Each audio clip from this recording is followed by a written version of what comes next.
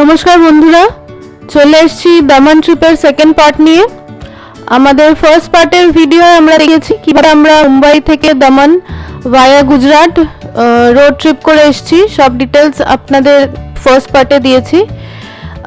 First পার্টের ভিডিওর link আমরা ডেসক্রিপশন বক্সে দিয়ে দিয়েছি, দেখে নেবেন। এখন বাজে সকাল 9টা। আমরা গুজরাটের ভাপিতে যে হোটেলে স্টে করছি সেখানে চেক ইন করে আমরা ওখান থেকে স্টার্ট করেছি মোটি দামান সি বিচের দিকে। আমাদের যে হোটেলটা সেখান থেকে সি বিচের ডিস্টেন্স 12 কিলোমিটার। তো আমরা এসে গেছি এখন সি বিচে। সি বিচটা তো এখন ফাঁকাই সকালের দিকে। এই সি বিচটা আমার দেখা one of the cleanest sea beach. আমি মহারাষ্ট্রে বহুদিন ধরে আছি, গোয়াও ঘুরেছি, কিন্তু এই সি বিচটার মতো পরিষ্কার বিচ এবং বিদেশের মতো এনভায়রনমেন্ট আপনারা এখানে পাবেন। ফাইনালি আমরা এসে গেছি মোটি দামান সি বিচে, ইন্ডিয়ার একমাত্র ব্ল্যাক স্যান্ড সি বিচ। চলো তোমাদের ঘুরে দেখাই।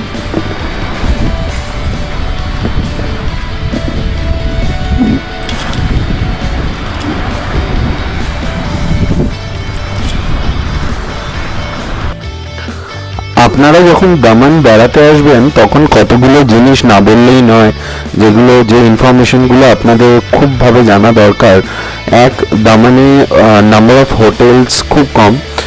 যদি আপনারা অনেক দিন আগে থেকে বুকিং করেন তাহলে দামান সি বিচের সামনে আপনারা হোটেল বুকিং পেয়ে যাবেন। আর যদি আপনারা খুব তাড়াতাড়ি আপনাদের প্ল্যানিং হয় এবং আগে থেকে হোটেল বুক না হয় তাহলে দামানের ভেতর যে হোটেলগুলো সেগুলো অলওয়েজ বুকিং থাকে। আপনাকে থাকতে হবে গুজরাটে, নিয়ারবাই গুজরাটের ভাপি স্টেশনের কাছে আপনারা প্রচুর হোটেল পেয়ে যাবেন। যেখানে আমরা ছিলাম আইটিসির আন্ডারে একটা হোটেলে, which is very good. It's a four star category hotel. তো ওই এনভায়রনমেন্টটা খুব ভালো লেগেছে আমার। বাকি হোটেল কেমন আমি ঠিক এক্সপ্লোর করার আমাদের টাইম হয়নি, কিন্তু এখানে আরেকটা অদ্ভুত ইনফরমেশন আছে যে এখানকার সব হোটেলের চেক ইন টাইম হচ্ছে দুপুর 2টো। সো আপনারা যখনই আসুন না কেন দুপুর 2টোর পরই আপনারা চেক ইন করতে পারবেন। তো আমরা হোটেল কর্তৃপক্ষকে আগে থেকে জানিয়ে গেছিলাম যে আমাদের যেতে তাড়াতাড়ি হবে, তো আমাদের আর্লি চেক ইন দরকার। তো ওরা কোনোভাবে একটি রুম আমাদের অ্যারেঞ্জ করে দেয়। তো এই ইনফরমেশনটা আপনাদের দেওয়ার কথা মনে হলো, সেই জন্য দিলাম। সো আপনারা এনজয় করুন। এই সি বিচ থেকে বেরিয়ে আমরা ড্রাইভ করে সোজা চলে যাব এখানকার একটি মোহনা আছে, দামনগঙ্গা নদী সমুদ্রের সাথে যেখানে মিশছে সেই জাংশনটায় বহু নৌকা ট্রলার যারা মাছ ধরতে যায় আপনারা দেখতে পাবেন, সেই মাছ ধরার ট্রলারগুলো দাঁড়িয়ে থাকে। তো এখানেই সব সেলাররা মাছ ধরার যারা মাছ ধরে তারা সমস্ত নৌকা এখান থেকেই নিয়ে যায়, এখান থেকেই আবার নিয়ে ফেরত এসে এখানেই স্টেশন করে নৌকাগুলোকে। সো এটা দারুণ জায়গা দেখার। আর আমি এত ক্লিন সিটি, এত পরিষ্কার জায়গা আমি গোয়াতেও পাইনি, আমি কোনো জায়গায় পাইনি এখনো পর্যন্ত। সো এই জায়গাটা আমার খুব পছন্দের জায়গা হয়ে উঠেছে। আপনারা এনজয় করুন। এরপর আমরা ঢুকবো এখানকার পর্তুগিজদের তৈরি একটি ফোর্টে। আপনারা দেখতে পাবেন আমার সামনে ফোর্টের দরজাটা। এই ফোর্টের ভেতর এই মুহূর্তে আপনারা দেখতে পাবেন যে বহু পুরনো একটি চার্চ আছে, একটি অ্যাম্ফি থিয়েটার আছে, আরো অনেক কিছু আছে। দেখতে থাকুন, সঙ্গে থাকুন।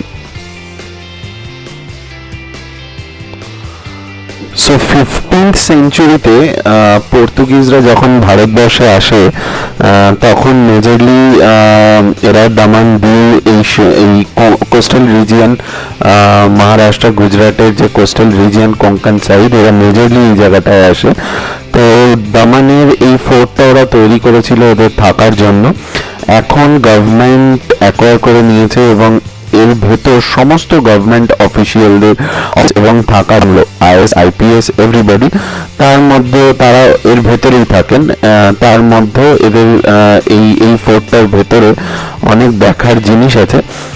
যেমন আমি যখন প্রথম গাড়িটা নিয়ে এন্টার করছি যেরকম ভাবে আপনারা দেখছেন, তো ফার্স্ট আমরা একটি অ্যাম্পি থিয়েটার দেখতে পাই, অনেক পুরনো পর্তুগিজদের আমলে একটা অ্যাম্পি থিয়েটার। আমার খুব ভালো লেগেছে এই জায়গাটা, আমরা পরে আবার ঘুরে এসে দেখব এই জায়গাটা, এবং এই সম্বন্ধে ডিটেলসটা আমি আপনাকে একটু পরেই দেবো।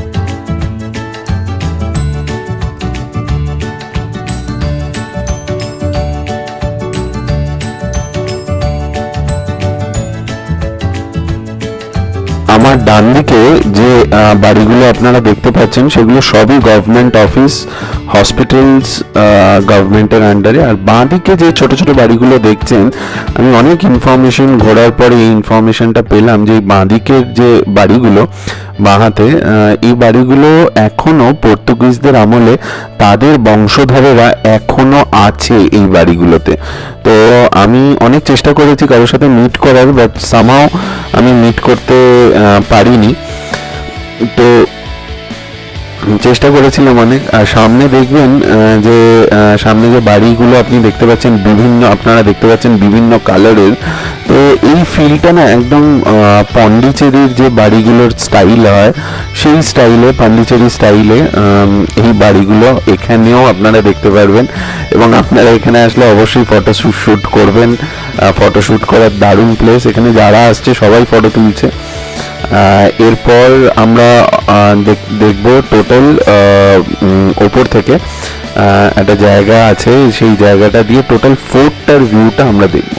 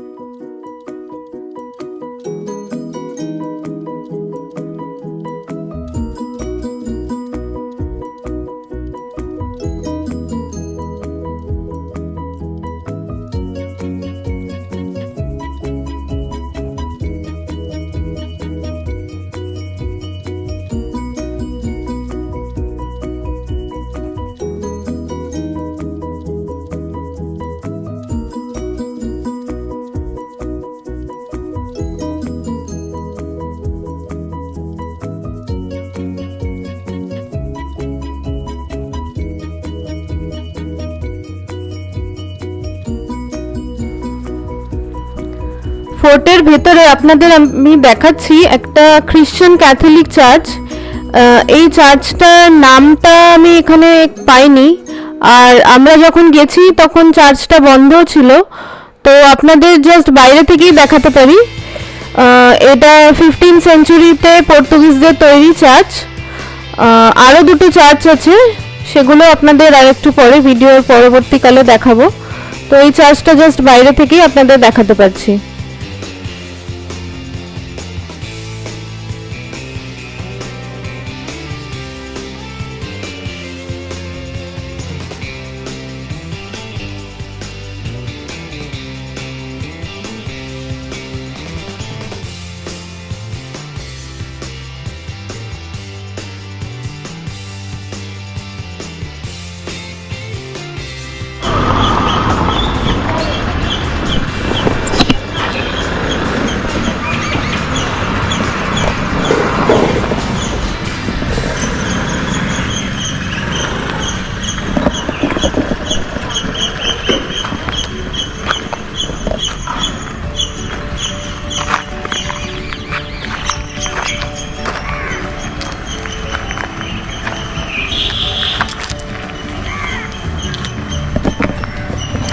এবার আমরা এসে গেছি মোটি দামান ফোর্টে।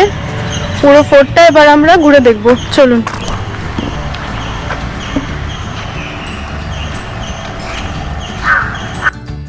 মোটি দামান ফোর্টের মেন পোর্শনটায় আমরা চলে এসেছি। এই যে দেখতে পাচ্ছেন একটা দরজা, তার মধ্যে দিয়ে একটা সুড়ঙ্গ চলে গেছে। এই সুড়ঙ্গের মধ্যে দিয়েই পর্তুগিজরা আত্মগোপন করে থাকতো। আর এই যে ফোর্টটা আপনারা পুরো দেখতে পাচ্ছেন, এখান থেকেই পর্তুগিজরা সেই সময় যুদ্ধ চালাতো। তো পুরো ফোর্টটা দেখলে আপনারা বুঝতে পারবেন স্ট্রাকচারটা এখন অনেকটাই ধ্বংস হয়ে গেছে। এটা আরেকটা সুড়ঙ্গ পথ। এর ভেতরটা আমরা পুরো অন্ধকার একদম। সুড়ঙ্গ পথটা পুরো খোলা ছিল। আমরা চেষ্টা করেছিলাম একবার ভেতরে ঢুকে ভেতরে কি আছে দেখার, তবে সাহসে কুলায়নি, এতটাই অন্ধকার। আর ভেতরে সমস্ত বাদুড় ভর্তি একদম, তো ভেতরটা যাওয়ার সাহস হয়নি আমাদের। এই যে রাস্তাটা দেখতে পাচ্ছেন, এখানে কিন্তু প্রচুর এবড়ো খেবড়ো পাথরের একটা রাস্তা। এটাও পর্তুগিজদের সময়ই তৈরি। তো আপনারা এই রাস্তাটা দিয়ে যদি ফোর্টের ওপরে ফোর্টটা কিরকম সেটা দেখতে যান বা ওপর থেকে সিনারিগুলো দেখতে যান, খুব সাবধানে উঠবেন, যে কোনো সময় কিন্তু অ্যাক্সিডেন্ট হতে পারে। আর বৃদ্ধ যদি কেউ আপনাদের সাথে আসে, আমার সাজেশন তাদের না নিয়ে আসাই বেটার, বিকজ খুব ডেঞ্জারাস রুট।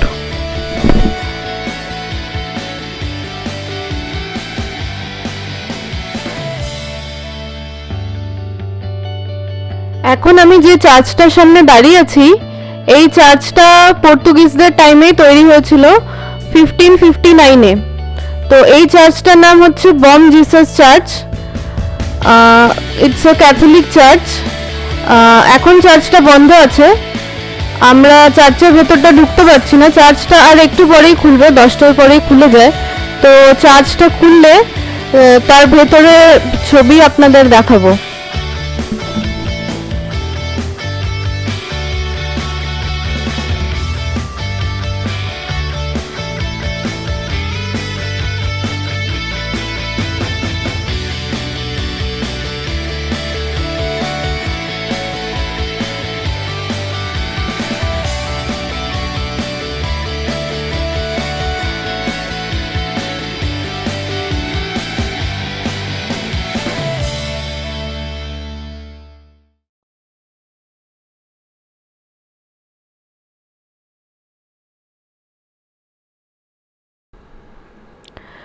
চার্চ থেকে একটুখানি এগিয়ে হাঁটতে হাঁটতে আমরা বাঁদিকে একটা মনুমেন্ট দেখতে পেলাম। জানতে পারলাম পর্তুগিজরা যখন ফার্স্ট যুদ্ধটা জয় করেছিল, তখন তারা এই মনুমেন্টটা তৈরি করেছিল।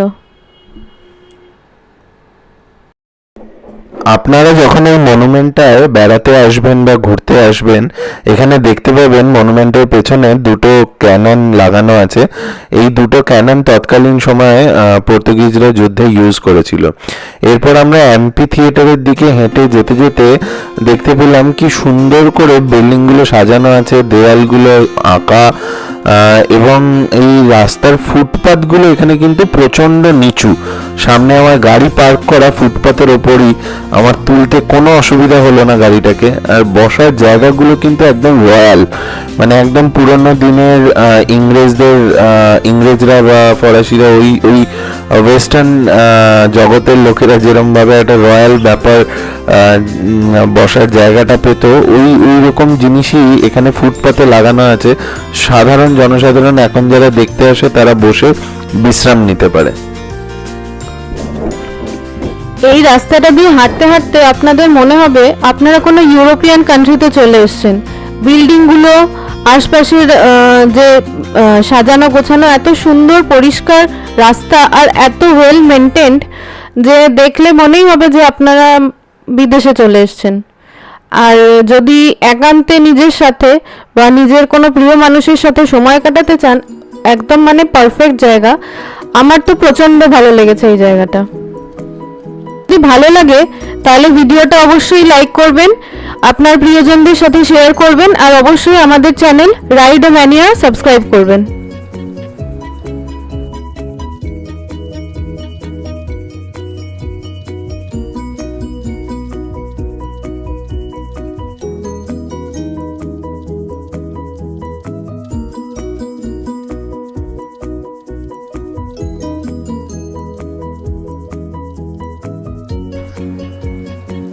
ভিডিওর প্রথম দিকেই এই আপনাদের এই ফোর্টটা যখন আমরা এন্ট্রি নিচ্ছিলাম আপনাদের বললাম যে অ্যাম্পি থিয়েটারটা দেখাবো। তো এই অ্যাম্পি থিয়েটারটা আমরা এখন এন্টার করছি। তো এই অ্যাম্পি থিয়েটারের একদম সামনে একটা ফাউন্টেন, কিন্তু সেখানে বল নেই। যখন আমি এটা ডিটেলসে দেখলাম, এই যে স্কোয়ার স্কোয়ার পাথরগুলো, আমি ক্যামেরায় কতটা দেখাতে পারছি আমি জানি না, এই স্কোয়ার স্কোয়ার পাথরগুলো, এই সব পাথরের ওপর পর্তুগিজদের যারা তখনকার দিনে যোদ্ধারা মারা গেছিলেন তাদের একটা স্মৃতিসৌধ টাইপের করা আছে এবং তাদের নাম সব লেখা আছে পর্তুগিজ ভাষায়। আমি পড়তে তো পারলাম না, বাট কিছু ফটো তুলেছি, স্টিল ফটো, যেগুলো ভিডিওর একটু পরেই আপনাদের সাথে শেয়ার করেছি। আপনারা দেখবেন, অবশ্যই আপনাদের ভালো লাগবে আমার মনে হয়।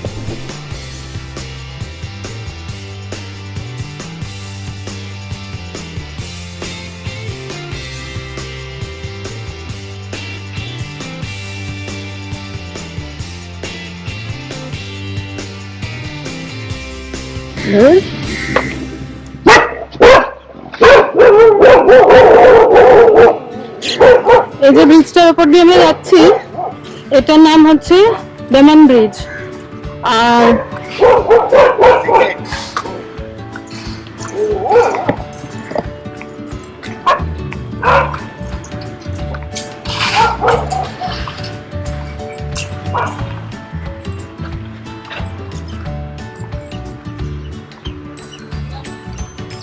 শান্ত শিষ্ট নিরিবিলি জায়গা, দারুণ ভিউটাও অসাধারণ।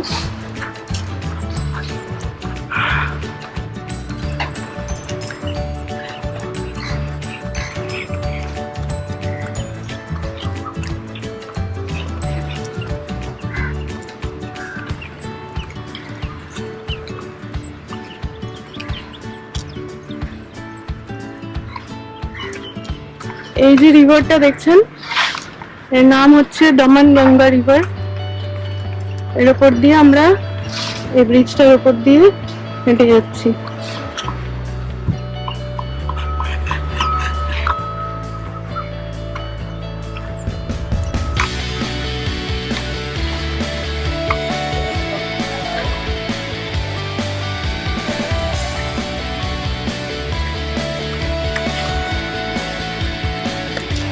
Just enjoy the view too.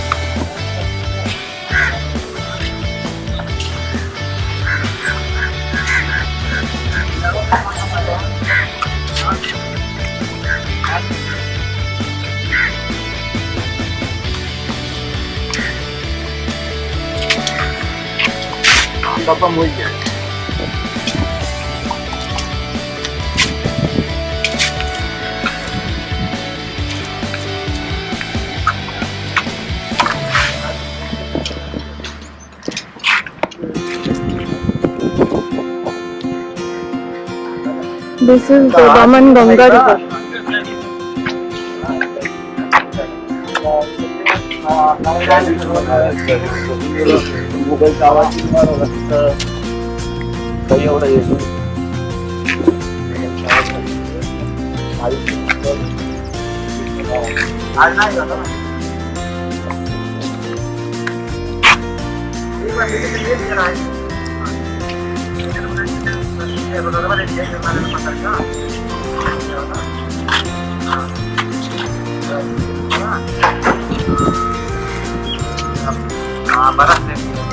মোটি দামান আর নানি দামানকে ডিভাইড করেছে।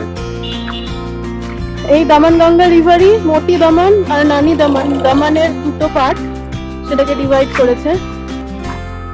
আর এই ব্রিজটা যেটা দেখছেন, এর উপর দিয়ে শুধু পায়ে হেঁটেই যাওয়া যায়, কোনো গাড়ি এখান দিয়ে যেতে পারে না। গাড়ি যাওয়ার জন্য ওইদিকে ব্রিজ আছে।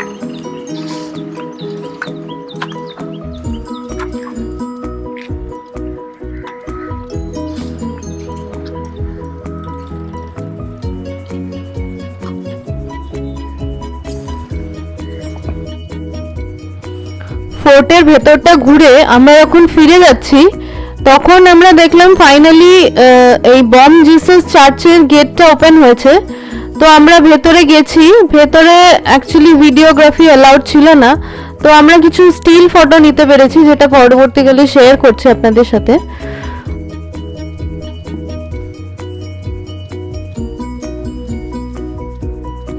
চার্চের বাইরে দেখুন সুন্দর বসার জায়গা করা আছে। যে রোডটা আপনাদের দেখিয়েছিলাম এটা সেই রোডটাই, চার্চের জাস্ট অপোজিটে।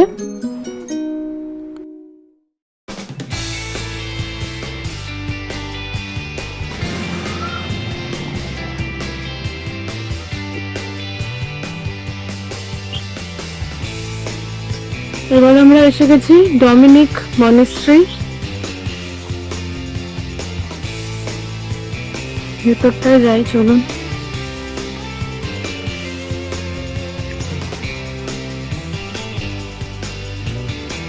এটা একটা ক্যাথলিক মনেস্ট্রি। 1563 তে তৈরি হয়েছিল। এখন পরিস্থিতি এরকম।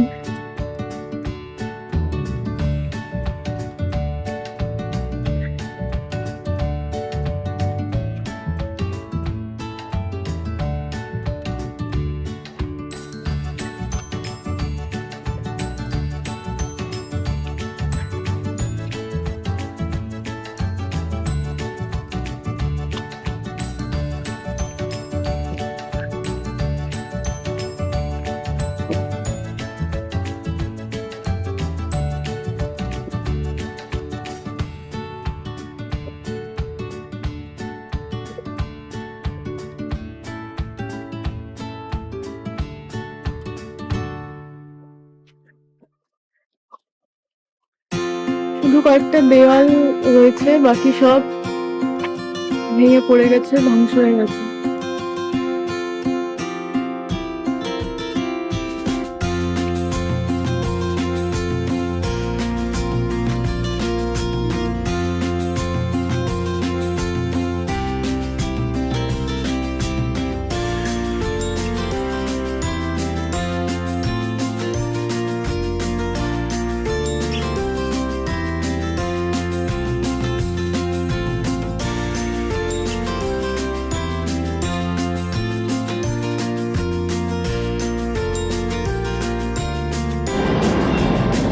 আবার আমরা বেরিয়ে পড়েছি। এই হোটেলটায় আছি আমরা, ফরচুন পার্ক গ্যালাক্সি হোটেল। এটা হচ্ছে ভাপি, গুজরাট। এখান থেকে সি বিচ প্রায় 12 to 13 kilometre. Moti Daman sea beach আমরা সকালেই ঘুরে এসেছি। এখন যাচ্ছি নানি দামন সি বিচের দিকে।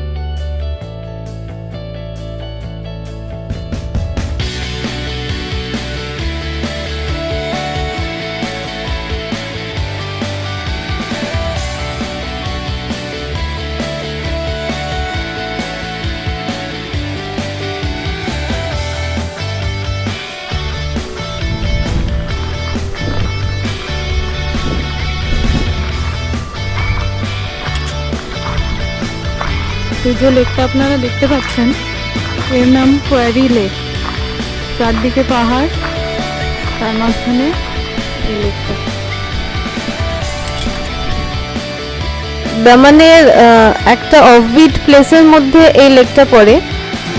অনেকেই হয়তো এই লেকটা সম্বন্ধে জানেন না, কোয়ারি লেক। তো খুব কম লোকজনই আসে এখানে ঘুরতে। তো আমরা এই প্লেসটায় এসেছি, আপনাদের ইনফরমেশনটা দিলাম। আপনারা আসলে অবশ্যই এই জায়গাটায় ঘুরতে আসবেন, ভীষণ সুন্দর জায়গা। নানি দামান চলে এসেছি। এখানকার most popular sea beach Devka sea beach.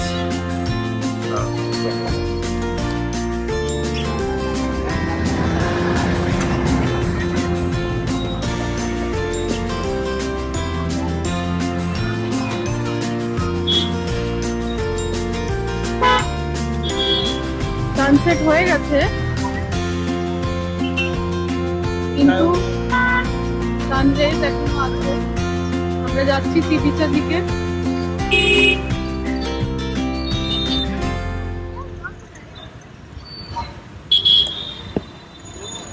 বেশ crowded sea beach, Devka sea beach. দামানের one of the most popular and happening sea beach হচ্ছে এই জায়গাটা, দেবকা সি বিচ। এখানে প্রচুর প্রচুর দোকানপাট, হোটেল সব কিছু দেখতে পাবেন আপনারা। একটুখানি এগোলেই এখানে প্রচুর লিকার শপও দেখতে পাবেন। আর নাইট লাইফের জন্য এই জায়গাটা বিখ্যাত।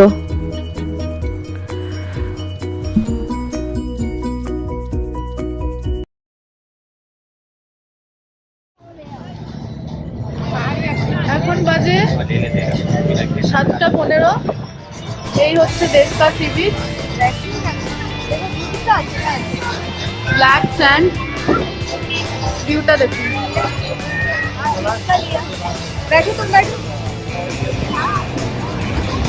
বেশ ক্রাউডেড প্লেস, প্রচুর দোকানপাট, অনেক লোকজনের।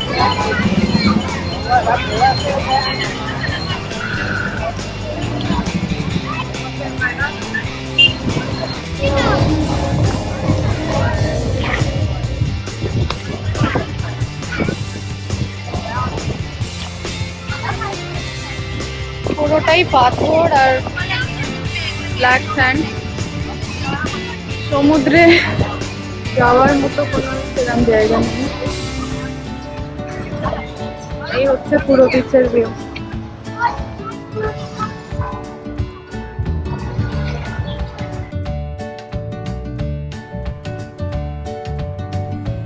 সারাদিন প্রচুর প্রচুর ঘুরে আমাদের সাংঘাতিক খিদে পেয়ে গেছিল। তো আমরা চলে এসেছি নানি দামান থেকে আবার মোটি দামানে।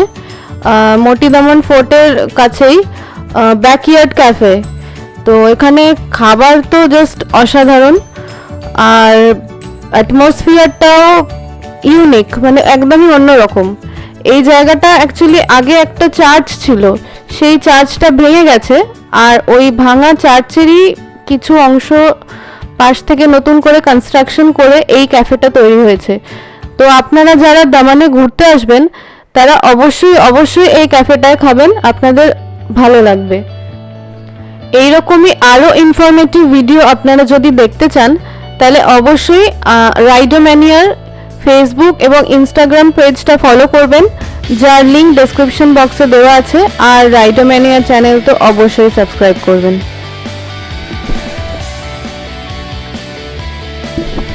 Thank you for watching our video.